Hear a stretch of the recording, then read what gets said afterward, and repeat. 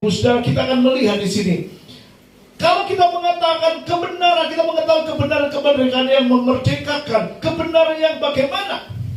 Adalah kebenaran yang membawa kita untuk mengerti mengenal Allah, untuk mengerti kematian Allah, Yesus Kristus Tuhan kita, untuk mengerti setelah mati Yesus bangkit pada hari yang ketiga.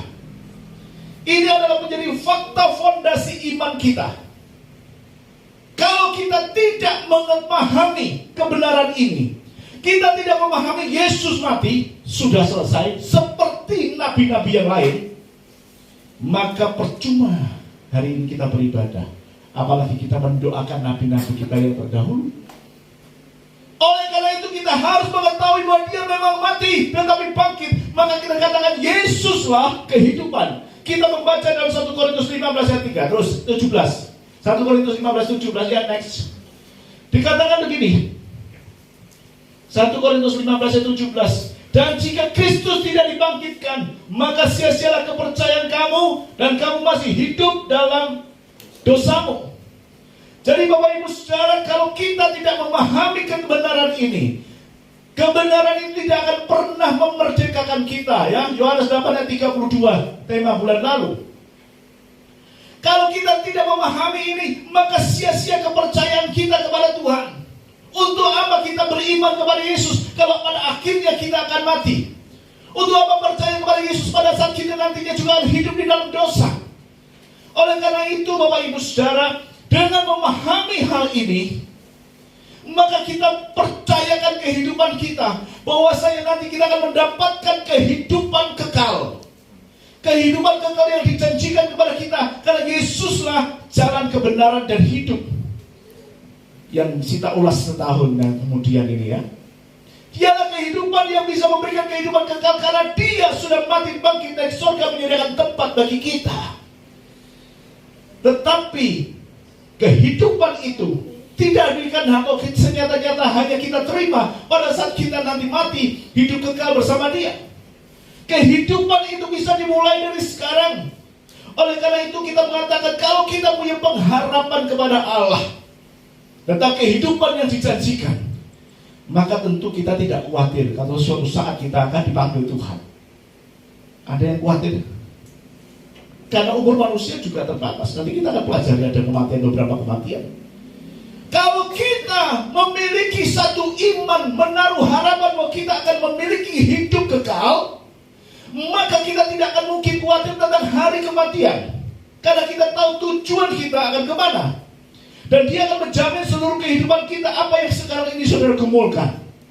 Kehidupan pribadi, kehidupan di dalam rumah tangga, kebutuhan hidup, untuk sekolah anak-anak dan seterusnya, itu juga dijamin bagian di dalamnya.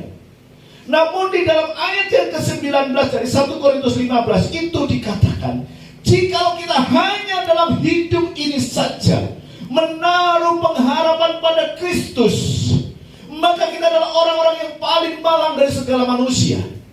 Jadi walaupun kita sudah dijamin kehidupan kita di akhirat dan di dunia ini, dunia dan akhirat, tetapi kita harus tahu bukan hanya mendasarkan kepada hal-hal yang lahiriah yang saat ini kita hidupi. Bukan mendasarkan kepada kebutuhan kita. Jadi kalau kita ke gereja supaya diberkati, benar atau salah? Benar. Tetapi kita tidak itu utama yang menjadi tujuan. Kalau kita datang ke gereja untuk supaya kita bisa memiliki istilahnya kekayaan, sumber penghasilan, anak-anak menjadi prestasi di sekolah, benar atau salah? Betul. Tetapi bukan di dalam dasar ini saja. Karena kehidupan kita menaruh pada Kristus bukan hanya pada hal-hal yang jasmani, bukan hanya pada hal-hal yang seperti itu, tapi ada kehidupan yang kekal.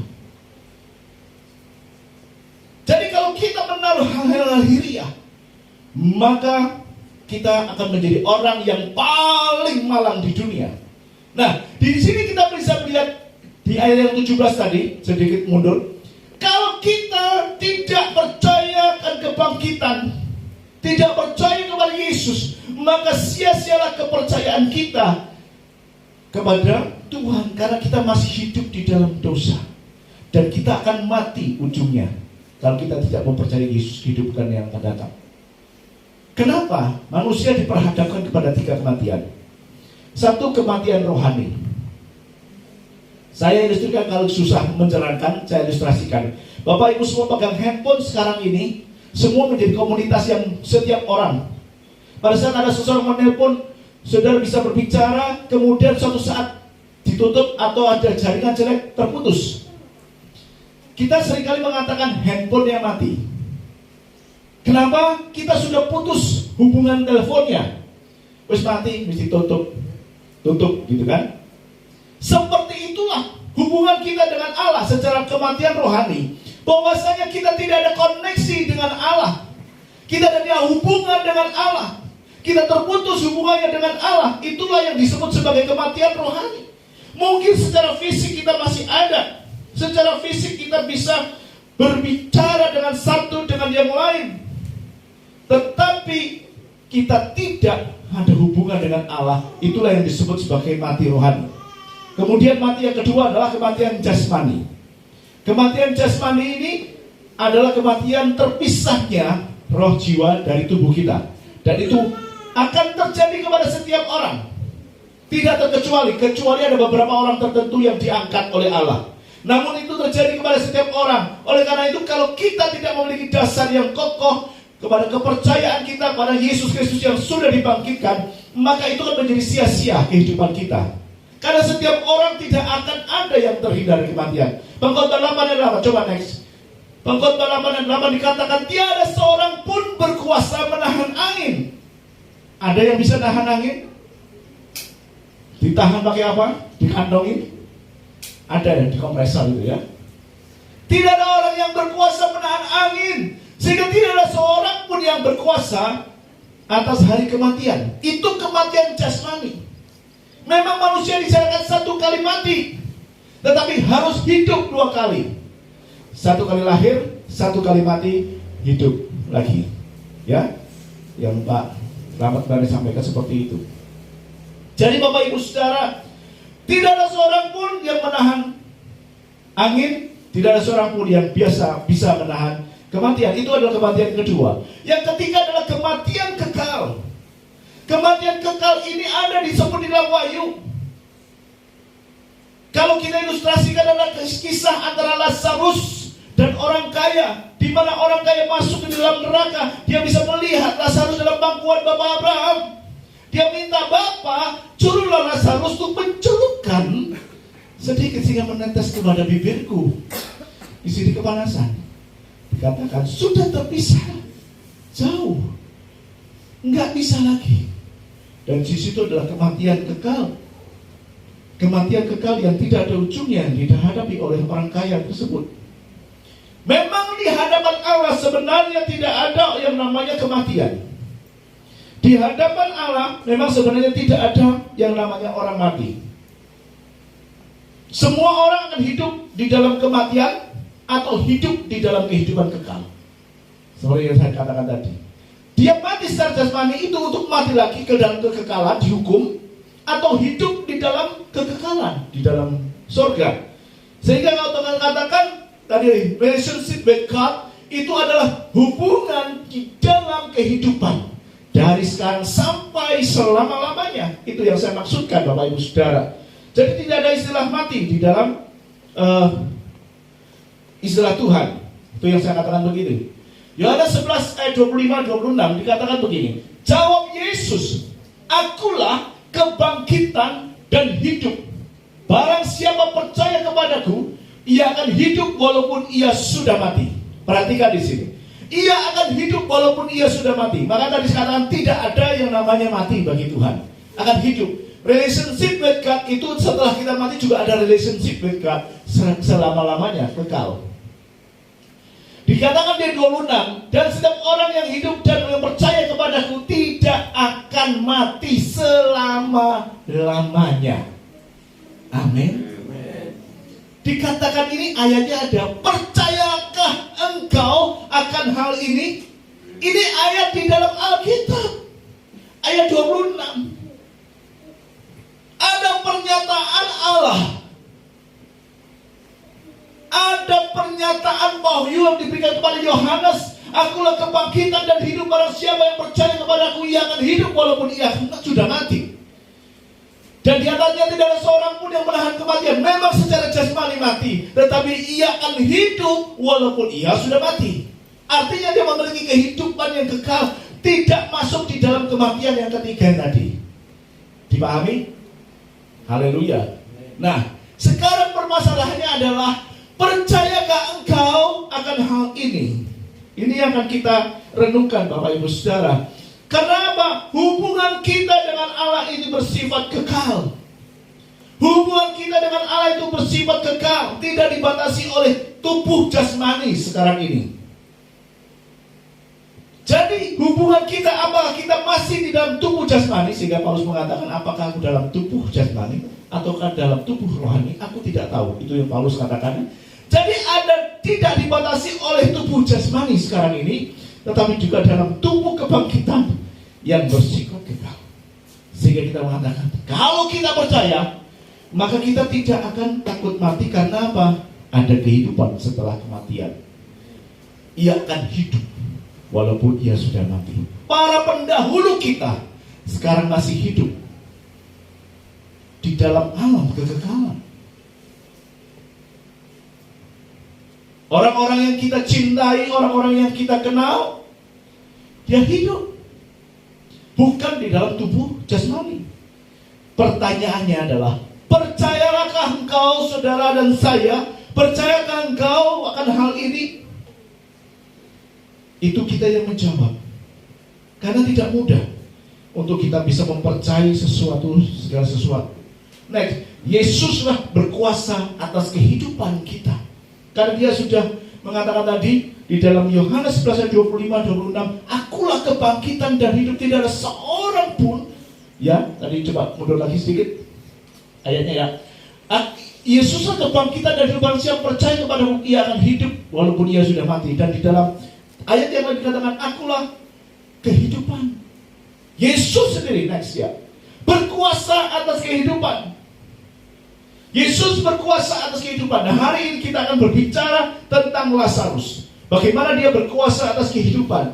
Kita tahu kisah tentang Lazarus yang tadi ayatnya sudah kita baca di dalam Yohanes 11 tadi ya. Sebagian itu kan kisah tentang Lazarus. Saya akan mengulas hal ini. Ini adalah untuk menjawab, percayakah saudara akan hal ini? Percayakah saudara akan hal ini? Ya.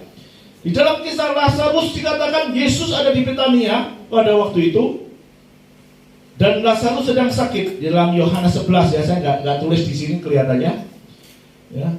Ayat 4, ketika Yesus mendengar kabar itu, berkata, penyakit itu akan tidak membawa kematian, tetapi akan menyatakan kemuliaan Allah, sebab oleh penyakit itu anak Allah akan dimuliakan. Dan dikatakan di sini, Yesus begitu mendengar bahwa Lazarus sakit, dia sengaja untuk menunda masuk ke Betania 2 hari lagi. Kita tahu kisahnya, nanti dibaca sendiri di dalam Yohanes 11. Itu lengkap tentang Lazarus dibangkitkan. Yesus diberi kabar, saudaramu Lazarus itu sedang sakit keras. Diberitahukan, tetapi begitu dia dikasih tahu, dia aku akan tunggu 2 hari lagi sengaja. Dan dikatakan penyakit itu tidak akan membawa kematian, tetapi supaya anak Allah dimuliakan. Dan kenyataannya setelah 4 hari Yesus datang ke sana, Lazarus benar-benar sudah mati secara jasmani. Pernyataan Yesus tentang kematian itu tidak memberikan penyakit itu tidak membawa kematian itu supaya dia mengetahui, memberitakan, menyaksikan bahwa Yesus berkuasa atas kehidupan. Karena dia sanggup untuk memberikan kehidupan. Ya, ayat 15 saya coba bacakan bagi Bapak Ibu Saudara. Ya. Karena itu Yesus berkata dengan terus terang, Lazarus sudah mati. Ini adalah karena pada waktu perkataannya di dalam kisah ini dikatakan bahwa Lazarus sedang tidur. Karena setelah pada waktu itu dia mati, terus kemudian Yesus menjawab, Lazarus tidur. Ya sudah, kalau tidur ngapain mau disembuhkan? Tetapi pernyataan Yesus mengatakan tidur itu berbeda dengan pernyataan, karena sesungguhnya Lazarus itu memang sudah betul-betul mati secara jasmani. Kita tahu kisah tentang hal ini ya. Kita tahu kisah tentang hal ini. Ya, saya lanjutkan Bapak Ibu Saudara. Jadi Yesus menunggu 2 hari lagi, dan setelah di sana kita tahu berapa jarak antara Yerusalem sama Betania, hanya 2 mil. Kalau 1 mil itu 1,6 kilo, paling tidak 2 mil itu 3,2 kilo. Bisa ditempuh jalan kaki, nggak terlalu jauh. Dengan jalan kaki, apalagi dengan sepeda motor cepat. Dengan jalan kaki tidak terlalu jauh jarak Betania sama Yerusalem. Tidak harus menunggu 2 hari untuk sampai ke sana. Tetapi itu dia lakukan oleh Yesus. Sehingga pada saatnya itu kemudian dia ke sana, Lazarus sudah mati, dan orang mengabarkan Lazarus sudah mati. Yesus menjawab, enggak, dia lagi tidur. Terus kemudian ngapain kita ke sana kalau dia lagi tidur? Sehingga Yesus terus terang di ayat yang ke-15 tadi dikatakan, ya, ayat 15 dikatakan begini.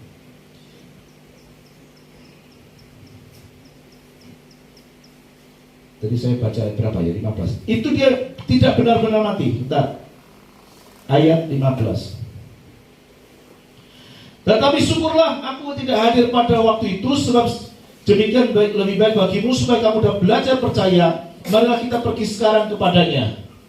Oke. Ya, ayat 13 dan 15. Tetapi Yesus tertidur dalam arti mati. Tadi katakan jawab Yesus itu dari tertidur. Lazarus jawab Yesus tertidur.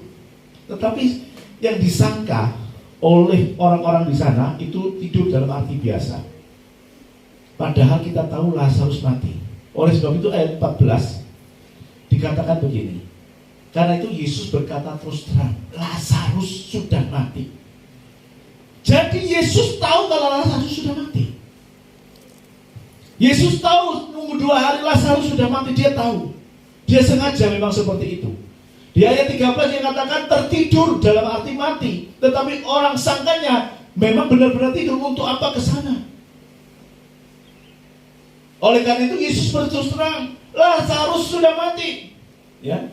Tetapi syukurlah aku tidak hadir pada waktu itu, sebab demikian lebih baik bagimu, supaya kamu sudah belajar percaya. Marilah kita pergi sekarang kepadanya. Yesus mau mereka tidak mendasarkan kepada hal-hal yang lahiriah. Yesus mau mereka tidak mendasarkan kepada hal yang tampak di mata, bahwa kematian jasmani itu adalah hal yang biasa. Dan Yesus mau menunjukkan dia sudah berkuasa atas maut, dia berkuasa atas kehidupan. Sehingga di ayat sebelum dikatakan tadi adalah, hai maut di mana sekatmu, hai maut di manakah kekuatanmu. Yesus sendiri sudah memberikan kemenangan, contoh kemenangan kepada kita pada saat dia mati, 3 hari kemudian bangkit. Jadi kematian itu tidak bisa berkuasa atas Yesus. Dan ini adalah pelajaran yang diberikan kepada semua orang, bahwa Yesus berkuasa atas kematian, berkuasa atas kehidupan. Sehingga dikatakan Lazarus tidak mati, dia tidur. Tidur di sini adalah arti mati, karena Lazarus sudah mati. Dia jawab ke sana, ayo kita ke sana. Nah, Bapak Ibu Saudara, tadi di ayat yang terakhir katakan, percayakah saudara akan hal ini? Percayakah engkau akan hidup walaupun sudah mati? Di dalam Yohanes yang tadi sebelumnya 25. Di sini ada ayat yang satu, adalah tidak percaya walaupun sering melihat. Thomas yang disebut Didimus, di ayat yang ke-16 dikatakan kepada gini. Thomas yang disebut Didimus berkata kepada teman-temannya, yaitu murid-murid yang lain, marilah kita pergi juga untuk mati bersama-sama dengan dia. Kita tahu Thomas inilah orang-orang yang sangat dekat dengan Yesus, yang disebut murid itu bersama-sama dengan Yesus.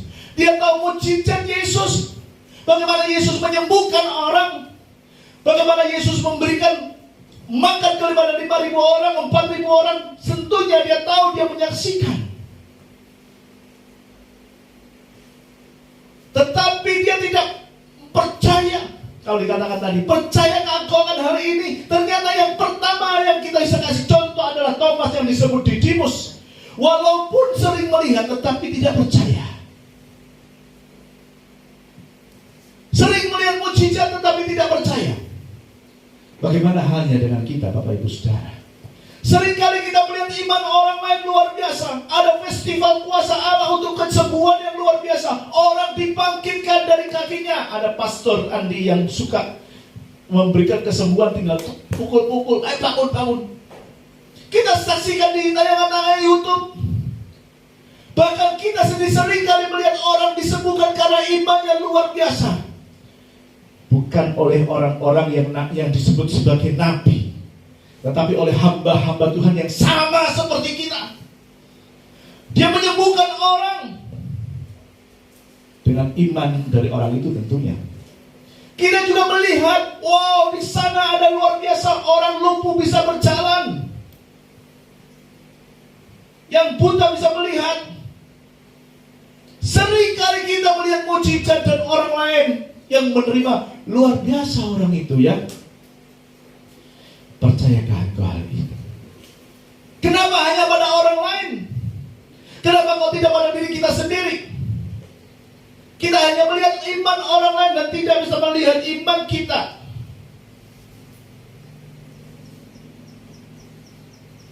Kita seringkali melihat orang lain luar biasa, imannya luar biasa. Bagaimana iman kita? Memang kesembuhan itu adalah hak miliknya Tuhan untuk memberikan atau tidak. Kenapa? Paulus sendiri sampai sakit yang lama, ada tulang di dalam durinya, di dalam durinya, ada duri di dalam dagingnya, maksudnya tidak disembuhkan. Roni Pati Nasarani, kita tahu dia orang yang luar biasa. Dia banyak menginjilan keluar, dikaruniai kuasa kesembuhan juga. Waktu itu orang tuanya adalah sakit keras, sakit kanker apa gitu, ada leukemia atau apa, saya lupa. Dia kesembuhan di luar pulau dan dilawat Tuhan luar biasa. Pikirnya, karena dia memiliki kuasa kesembuhan, saya waktu pulang orang tuanya didoakan pun akan sembuh. Tidak, papanya meninggal. Di situ kecewa. Ada nanti kita bisa melihat. Tidak percaya karena kecewa. Tetapi yang harus ingat, sembuh atau tidak sembuh, yang penting adalah bagaimana kita tahu bahwa Yesus berkuasa atas kehidupan yang jasmani. Kenapa?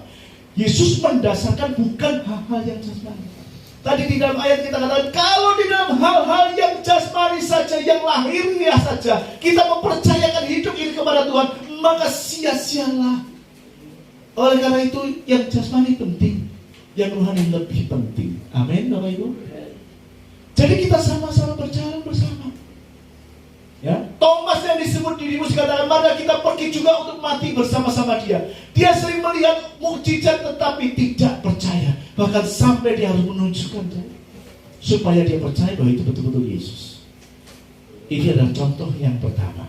Yang kedua, tidak percaya karena kecewa. Coba yang kedua, karena kecewa. Jadi katakan, percaya engkau hal ini? Tidak percaya karena kecewa. Bapak Ibu Saudara, kalau kita lihat di sini adalah kisah tentang Marta. Ya. Di dalam ayat 21 dikatakan gini. Maka kata Marta kepada Yesus, Tuhan, sekiranya engkau ada di sini, saudaraku pasti tidak mati. Tuhan, sekiranya engkau ada di sini, saudaraku pasti tidak mati. Marta tahu bahwa Lazarus sudah mati. Marta tahu bahwa pada saat Yesus ada di situ, dia tidak akan mati, si Lazarus. Maka dia mengatakan, enggak tahu nadanya, emosinya bagaimana saya juga enggak tahu. Bahasanya kan datar gitu kan. Saya emosi saya sendiri. Sekiranya engkau di sini, pasti saudaraku enggak mati. Kecewa. Yesus sudah tak beritahu. Wes tak WA. Sudah saya kirim telegram untuk datang karena saudaramu sakit. Tetapi engkau tidak datang-datang, menunda 2 hari. Bahkan jarak 2 mil itu engkau tahan. Sampai pada hari keempat Lazarus dimakamkan. Lazarus masuk di dalam kubur. Ini akan saya ulas besok di Sentro. Kalau saudara ada YouTube, boleh lanjutannya ini. Lazarus masuk di kubur 4 hari. Baru Yesus datang. Sehingga perasaannya kecewa. Kenapa engkau gak datang pada waktu sakit? Engkau menunda 2 hari. Sehingga dia katakan, Marta, Tuhan, sekiranya engkau ada di sini, saudaraku pasti tidak mati.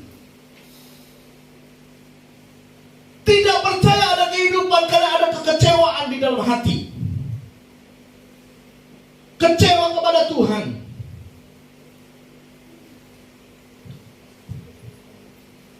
Bagaimana dengan kita, Bapak Ibu Saudara?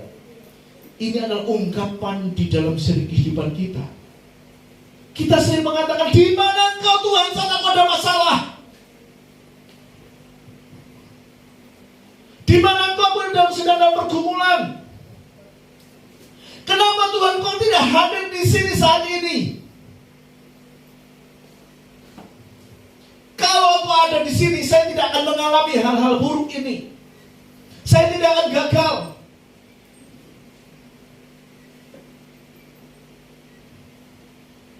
Setidak-tidaknya kau kasih tahu kalau aku sudah salah melangkah, Tuhan.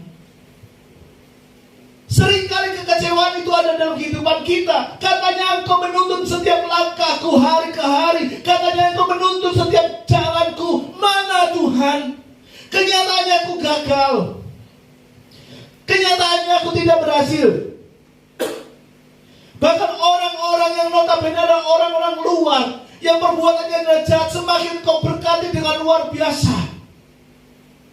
Engkau berkaya dia, sedangkan aku semakin terhimpit. Di mana engkau Tuhan? Sama kan? Seringkali kita tidak sadar untuk mengeluh akan hal ini. Seringkali kita protes kepada Tuhan, kecewa karena Tuhan tidak menuntun dan menunjukkan jalan yang benar kepada kita. Sehingga pada saat itu terjadi peristiwa buruk menimpa kita, kita mengatakan, di mana engkau Tuhan? Di mana engkau? Kok gak hadir pada saat ada masalah? Di mana engkau? Apakah kekecewaan ini wajar? Ternyata saya selidiki, banyak nabi-nabi yang kecewa. Salah satunya tuh Daud. Mazmur 44 ayat 25 dikatakan begini, mengapa engkau menyembunyikan wajahmu dan melupakan penindasan dan impian terhadap kami? Oh, Allah senantiasa hilang, gak kelihatan. Sehingga pada saat ada penindasan, gak kelihatan di mana Tuhannya, gak pernah merasa ada ditolong. Mengapa engkau menyembunyikan wajahmu? Padahal kita tahu Daud bagaimana, hubungannya dengan Allah bagaimana. Tetapi seolah-olah Daud dilupakan oleh Allah, sehingga dia mengalami penindasan. Ya, kita tahu sebelum dia jadi raja juga banyak penindasan. Saya gak ceritakan ini, lain waktu. Seringkali kita juga begitu. Tuhan, aku sudah berdoa, aku sudah bergumul, aku sudah menyembah Engkau, sudah beribadah, sudah berpuluhan, sudah apa. Di manakah Engkau Tuhan? Engkau menyembunyikan wajahmu. Kemudian yang kedua, next. Ada seorang nabi juga yang disebut dengan Nabi Yeremia. Di dalam Yeremia 20 ayat 18. Nabi yang besar. Dia juga kecewa. Dia mengatakan di dalam Yeremia 20 18. Mengapa gerangan aku keluar dari kandungan, melihat kesusahan dan kedukaan, sehingga hari-hariku habis berlalu dalam malu. Menyesal sudah dilahirkan oleh ibunya. Apakah salah Buddha mengandung?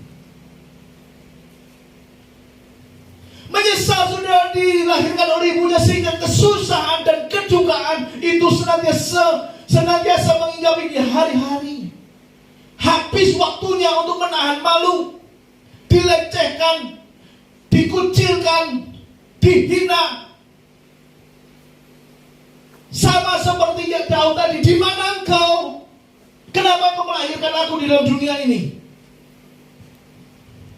Seringkali kita juga demikian, tanpa sadar mengeluh kepada Tuhan. Bukan hanya Bapak Ibu Saudara, saya juga kadang-kadang pengen protes. Ada satu nabi lagi yang disebut dengan Nabi Habakuk. Next.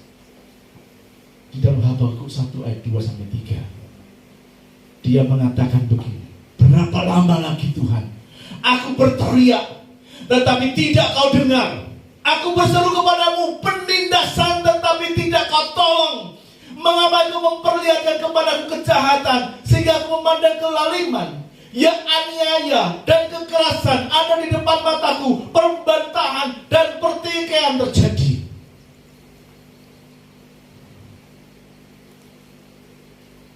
Sampai berapa lama aku berteriak, Tuhan tolong. Tuhan tolong tidak. Masih dilihat adanya penindasan, penganiayaan, kekerasan di depan mata. Jangan pikir Bapak Ibu Saudara nyanyi, walau 1000 rebah di sisi kiriku ya, dan 10.000 sebelah kanan, engkau akan tetap berdiri? Enggak. Waktu COVID itu aja, Bapak lihat di sana tetangga mati, di sana mati, apa enggak takut? Saya takut. 1000 orang, belum 1000. Baru tetangga 5 mungkin sudah gelempangan. Bisakah kita menyanyi pada waktu, walau tetanggaku meninggal karena COVID, aku tetap percaya pada Tuhan? Enggak. Waduh, langsung proteksinya diperketat. Kasihan mereka yang sudah di jalan. Saya termasuk salah satu gugus COVID yang di jalan terus. Puji Tuhan, sampai hari ini Tuhan masih menghindarkan saya dari COVID. Atau nggak soalnya. Tetap sehat. Sampai berapa lama lagi Tuhan aku harus berteriak tapi Engkau tidak mendengar. Kita tahu apa yang tidak mendengar Tuhan adalah karena dosa, karena kejahatan kita yang menjadi jurang pemisah. Tetapi kita harus tahu, kalau ada nabi-nabi yang juga mengeluh, kita juga bisa mengeluh, manusiawi. Tetapi ada satu contoh yang saya akan berikan kepada Bapak Ibu Saudara yang tidak mengeluh, tetapi mendasarkan pada rencana Allah yang luar biasa. Dia mendasarkan percaya kepada Tuhan. Karena dikatakan percayakan aku hal ini, ada contoh yang dikatakan percaya dan menggantungkan hidupnya kepada Tuhan, melepaskan semua pada rencana Tuhan. Dialah tokoh yang disebut dengan Yusuf. Kita tahu Yusuf ya, Bapak Ibu Saudara. Ingat Yusuf? Bagaimana dia mulai mimpi? Bagaimana dia mulai dibenci saudara-saudaranya? Bagaimana dia mulai dijual? Bagaimana dia mulai dimasukkan ke sebagai budak? Kemudian sampai kepada Potifar, difitnah lagi, masuk penjara dan seterusnya. Berapa tahun? Halo, masih ingat berapa tahun? 13 tahun. Dan tidak disebut di sini Yusuf mengeluh. Yusuf disesat. Dia lebih banyak mendekatkan diri dan terus taat dan bergantung kepada Allah. Itu kita bisa lihat di dalam kitab Kejadian, Bapak Ibu Saudara. Ya. Dia mendasarkan kepada tujuan Tuhan di dalam kehidupannya. Saya akan membuka di dalam Kejadian 45 ayat 5-8. Kejadian 45 ayat 5-8.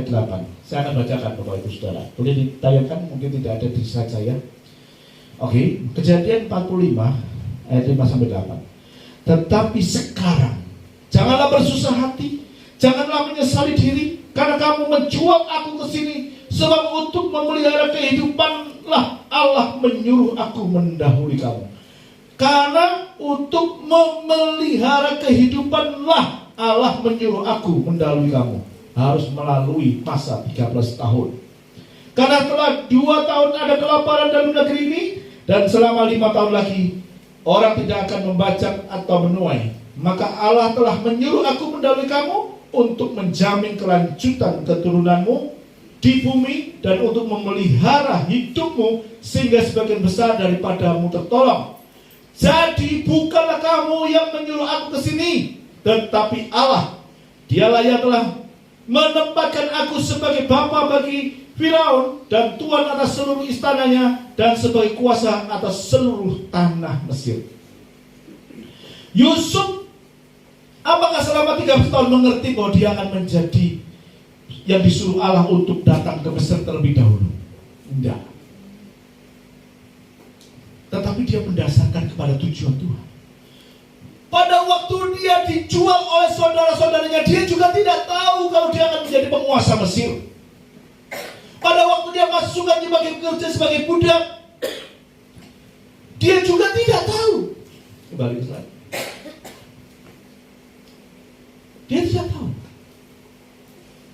Saat difitnah, dimasukkan penjara, ditipu oleh tukang roti dur minuman, sampai pada akhirnya diingat 13 tahun.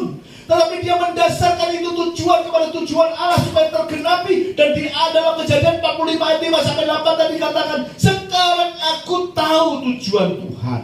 Bukan kamu yang menyuruh aku untuk dijual Mesir dan sebagainya, itu prosesnya.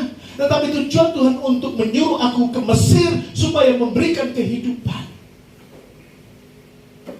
Seharusnya kita mengambil contoh kepada Yusuf. Tetapi seringkali kita tidak tahan sakit. Seringkali kita tidak tahan penindasan. Dan karena kita tidak tahan, kita seringkali menjadi kecewa. Sehingga melupakan tujuan Tuhan. Ada baiknya pada saat kita mengalami saat di bawah, kita bertanya, apa sih Tuhan tujuanmu? Apa sih? Sehingga tadi Lazarus tadi di dalam Yohanes dikatakan, aku tunggu 2 hari lagi. Marta nggak tahu, Maria nggak tahu. Ya, bagian dia adalah kecewa. Dikatakan apa sih tujuannya? Supaya nama Tuhan dipermuliakan. Karena sakit itu tidak membawa kematian. Mereka tidak tahu. Kita juga sering tidak tahu rencana Allah dalam hidup kita setiap pribadi. Tetapi kita diizinkan untuk mengalami hal itu. Ada baiknya kita tanya, Tuhan apa sih rencanamu? Sehingga aku mengalami kesesakan seperti ini. Kita protes dulu kepada Tuhan. Seringkali begitu. Mari kita sama-sama belajar. Saya dan Bapak Ibu Saudara sama-sama belajar untuk tidak protes, tetapi mempertanyakan, Tuhan, apapun tujuanmu, rencanamu sangatlah baik bagiku. Perbuatlah itu bagiku. Amin. Itu yang kita harapkan, ya. Waktunya jalan terus. Yang ketiga, tidak percaya karena putus asa. Iya. Tidak percaya karena putus asa. Kita tahu di situ Maria sangat-sangat berduka, sehingga dia menyendiri, dihibur oleh ibu-ibu PKK, gitu ya, oleh saudara-saudaranya, oleh tetangga-tetangganya. Dia dihibur di tempat yang tersembunyi di situ. Kenapa? Lazarus sudah dikuburkan 4 hari. Pada waktu itu tidak ada formalin, tidak ada obat yang mengawetkan mungkin ya. Ada kalau ada rata-rata mahal harganya, sehingga orang harus dikuburkan. Kenapa harus dikuburkan? Pada waktu mungkin 4 jam pertama darahnya sudah membeku, sehingga kaku kan, nggak bisa ditekuk. Saya pernah tekuk orang yang sudah meninggal jam 12 sampai jam 11 jam baru tak paksa untuk ikuti. Pernah untuk merawat jenazah seperti itu, kaku. Setelah 4 jam mungkin ada bakteri-bakteri mulai bergerak, sehingga mulai ada bau belerang. Bagaimana halnya kalau sudah 4 hari? Jenazah akan rusak. Oleh karena itu harus dikubur.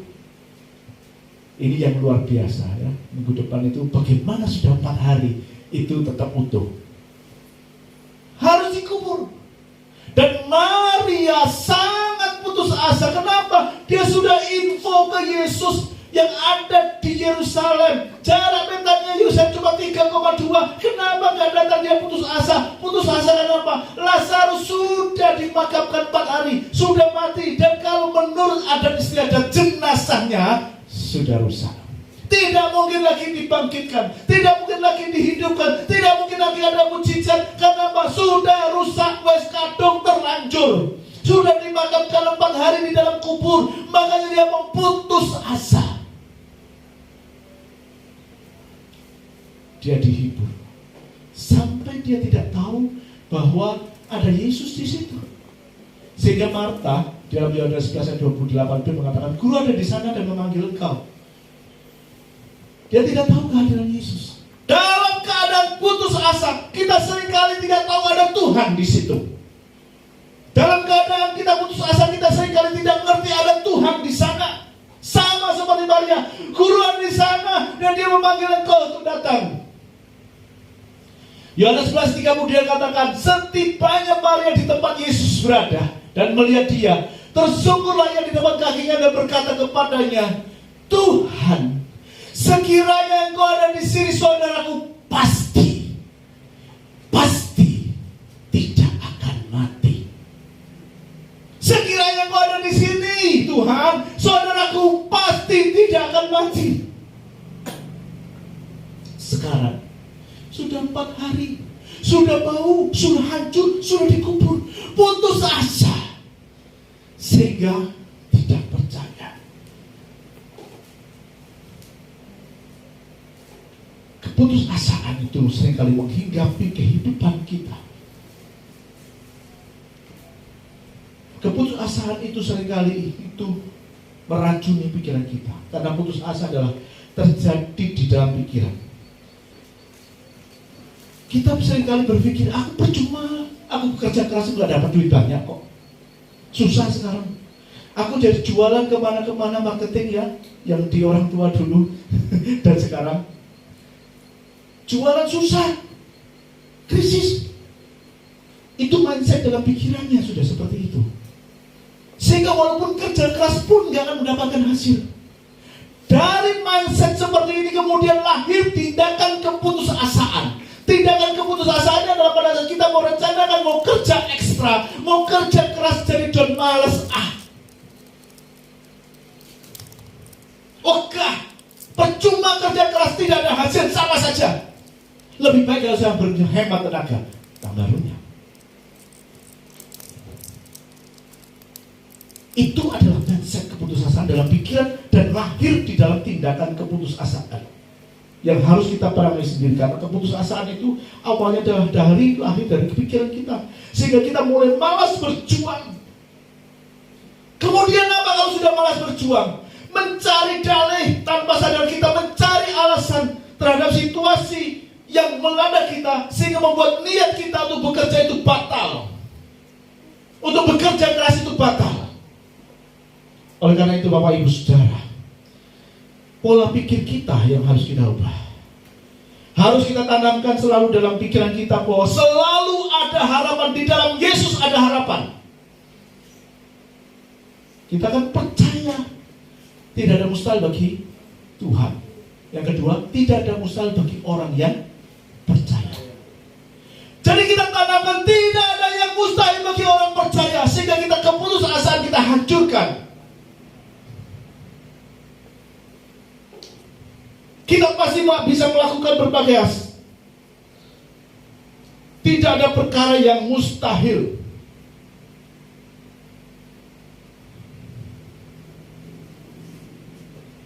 Karena apa? Pada saat orang berhenti melakukan kegiatan, dia tidak ada harapan. Tidak ada harapan, dia berhenti melakukan pekerjaan. Oleh karena itu kita harus tanamkan senantiasa ada harapan dalam kehidupan kita. Next, ada satu pepatah yang dia katakan, if you lose hope, you lose life. Don't lose hope. When the sun goes down, the stars come out. Dari Orbeck tahun 2016 dikatakan begitu kalau tidak salah nih. Kalau kamu kehilangan harapan, kamu kehilangan hidup. Jangan kehilangan harapan. Ketika matahari itu beranjak turun, tenggelam, ingat bintang-bintang akan mulai kelihatan. Itu yang kita tanamkan dalam kehidupan kita. Jadi jangan pernah putus harapan Bapak Ibu Saudara. Ya. Dikatakan, akulah kebangkitan dan hidup, barang siapa percaya kepadaku, ia akan hidup walaupun ia sudah mati. Percayakah engkau akan hal ini? Jangan kecewa, jangan melihat orang lain, jangan putus asa. Tuhan katakan begitu. Karena harapan itu selalu ada. Amsal 23:18 dikatakan, karena masa depan sungguh ada dan harapanmu tidak akan hilang. Amin. Harapan harapanmu tidak akan hilang. Di dalam Yesus ada kehidupan kekal. Dikatakan begini, akulah kebangkitan dan hidup. Barang siapa percaya kepadaku, ia akan hidup walaupun ia sudah mati. Dan setiap orang yang hidup dan percaya kepadaku tidak akan mati selama-lamanya. Next. Ini ayat yang kita pegang. Di dalam Yesus ada kehidupan kekal. Di dalam Yesus ada kehidupan kekal. Yesuslah kehidupan. Jadi jangan putus hubungan tadi ya katakannya. Karena apa? Sejak semula Allah itu merancangkan kehidupan kekal bagi manusia. Kenapa? Manusia diciptakan Allah di Taman Eden. Di situ dia boleh makan buah-buah. Semua boleh dimakan. Buah kehidupan namanya. Sehingga manusia tetap di Taman Eden, itu kekekalan. Bisa dipahami? Semua pohon di dalam buah di dalam pohon ini semua boleh kamu makan, itu adalah buah kehidupan. Jadi kalau kamu makan dari semua pohon kehidupan di Taman Eden, hai manusia, kamu akan hidup selama-lamanya bersama dengan Allah. Ada koneksi dengan Allah, ada hubungan dengan Allah. Itu pohon kehidupan. Tetapi manusia memberontak, dia percaya kepada iblis. Hanya ada satu buah yang dilarang, tentang pengetahuan tentang baik dan apa? Salah itu ya. Itu yang dimakan, yang dilarang, yang dimakan. Sehingga pada saat dimakan melanggar, jatuh dalam dosa, kehilangan koneksi dengan Allah. Adam tidak mati. Yang disebut kematian rohani yang saya terangkan tadi di awal. Adam dan Hawa tidak mati, tetapi putus hubungan dengan Allah. Saat ini saya dan saudara masih hidup, tetapi jangan sampai mati rohani kita putus hubungan dengan Allah. Sehingga dia terusir dari Taman Eden. Rancangan Allah supaya manusia hidup kekal, batalkah? Tertunda ya, karena Yesus di sini kita akan terangkan. Rancangan Allah bagi manusia hidup kekal itu sejak awal penciptaan itu sudah dirancangkan Bapak Ibu Saudara. Tetapi karena manusia dia seperti itu. Sehingga di dalam 1 Korintus 15:21 dikatakan, sama seperti mau datang karena satu orang manusia, demikian juga kebangkitan orang mati akan datang karena satu orang manusia. Ya. Karena sama seperti orang mati dalam persekutuan dengan Adam, demikian pula orang yang akan dihidupkan kembali dalam persekutuan dengan Kristus. Jadi kita anak-anak Adam yang manusia pertama itu mati, maut sudah menghampiri, tidak ada kehidupan kekal. Karena persekutuan kita dengan Adam, kita anak-anak Adam dalam persekutuan dengan Adam kita mati. Tetapi sekarang yang percaya kepada dia, Yesus ada jalan kehidupan, tidak akan mati walaupun dia tetap akan hidup walaupun dia sudah mati. Dia katakan adalah kita ini mempunyai persekutuan dengan Kristus. Persekutuan dengan Kristus itu membuat hubungan kita kekal. Kalau ada kematian jasmani karena dia tidak ada seorang pun yang bisa menahan angin, betul tidak apa-apa. Tetapi setelah mati ada kehidupan lagi. Ini yang kita harus pahami, Bapak Ibu. Ini yang harus kita mengerti supaya kita tidak putus hubungan dengan Allah dan sang sumber kehidupan kekal itu, sehingga kita bisa mendapatkan kehidupan kekal yang Tuhan sudah berikan kepada kita.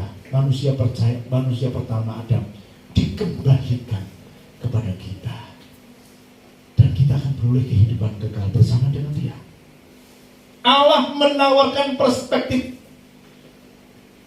untuk kehidupan kekal ini melalui firman Tuhan pada hari ini dalam 1 Korintus 15 ayat 22 ini. Memang manusia umurnya 70-80 tahun, Mazmur mengatakan begitu.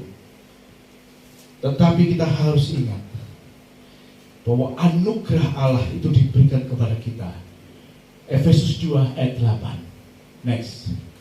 Efesus 2 ayat 8 dikatakan begini, sebab oleh karena kasih karunia kamu diselamatkan oleh iman, dan itu bukan hasil usahamu, tetapi pemberian Allah. Jadi kita diberi kasih karunia untuk hidup kekal. Asal kita mau beriman kepada Tuhan, percaya kepada Tuhan. Maka selalu kita dikatakan percayakan kali ini, percayakan itu kepada Tuhan. Karena dengan percaya dan iman itu akan memperoleh hidup kekal. Itu bukan hasil usahamu, itu pemberian Allah, itu anugerah Allah sebagai sumber hidup kita, sebagai sumber kehidupan kita. Kenapa? Karena setiap orang sudah berbuat dosa. Roma 3:23, semua orang sudah berbuat dosa, dan upah dosa ialah maut, dan kehidupan kekal itu ada pada kita yang percaya kepada Dia. Allah Maha Kasih, sehingga yang percaya kepadanya tidak akan binasa, melainkan beroleh hidup yang kekal. Ayat-ayat ini seringkali kita baca. Jadi bersyukurlah Bapak Ibu Saudara kalau kita mempunyai jaminan kemenangan dalam kehidupan kekal dan mewarisi segala apa yang dijanjikan Allah di dalam kehidupan kita. Yohanes 17 ayat 3 mengatakan, inilah hidup yang kekal itu, yaitu bahwa mereka mengenal Engkau satu-satunya Allah yang benar, dan mengenal Yesus Kristus yang telah Engkau utus. Jadi hidup kekal itu kalau kita mengenal Tuhan. Jangan sampai kita ngomong kenal Tuhan tapi Tuhan gak kenal kita. Saya kenal Jokowi baik, tetapi Jokowi tidak kenal saya sama sekali. Inilah hidup kekal itu, yaitu supaya mereka mengenal Engkau satu-satunya Allah yang benar, dan mengenal Yesus Kristus yang telah Engkau utus. Kita memperoleh hidup kekal, percaya kepada Dia. Haleluya, Bapak Ibu Saudara. Itu jaminan kemenangan dalam kehidupan kekal yang kita akan dapatkan. 1 Petrus 3 ayat 5, saya terus cepatkan ya, waktunya jalan terus. Dikatakan begini, terpujilah Allah Bapa kita, terpujilah Allah dan Bapa Tuhan kita Yesus Kristus, yang karena rahmat-Nya yang besar telah melahirkan kita kembali oleh kebangkitan Yesus Kristus dari antara orang mati kepada suatu hidup yang penuh pengharapan, untuk menerima suatu bagian yang tidak dapat binasa, yang tidak dapat cemar, yang tidak dapat layu, yang tersimpan di surga bagi kamu, yaitu kamu yang dipelihara dalam kekuatan Allah karena imanmu, ya, dipelihara dalam kekuatan Allah karena imanmu, sementara kamu menantikan keselamatan yang telah tersedia untuk dinyatakan pada akhir zaman. Puji Tuhan. Hidup yang kekal itu bukan dimulai nanti saat kita sudah mati. Enggak. Hidup kekal itu sudah menunggu kita untuk kita mulai sekarang ini. Kita tidak menanti dalam hal yang pasif, ya. Tetapi kita bisa mengisi kehidupan anugerah hidup kekal itu di dalam kehidupan kita sesuai dengan kebenaran firman Allah. Kita bisa mengisinya dalam hidup kita. Next, yang terakhir ya, sambil mempersiapkan diri tim musik worship leader. Sesungguhnya barang siapa mendengar perkataanku dan percaya kepada Dia yang mengutus aku, ia memperoleh hidup yang kekal dan tidak turut dihukum, sebab ia sudah pindah dari dalam maut ke dalam hidup. Tidak ditunggu nanti, kita sudah peroleh. Asal kita menaruh percaya kepada Tuhan, tetap koneksi, forever relationship with God, tetap terkoneksi dengan Allah, maka kita akan memperoleh hidup kekal.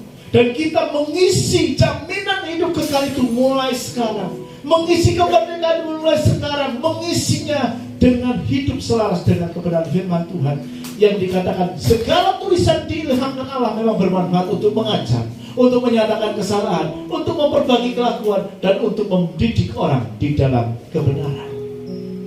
Kita hidup di dalamnya dan menghidupi kebenaran firman itu. Haleluya, amin Bapak Ibu Saudara. Saya ingin kita bangkit berdiri, kita akan nyanyikan satu pujian.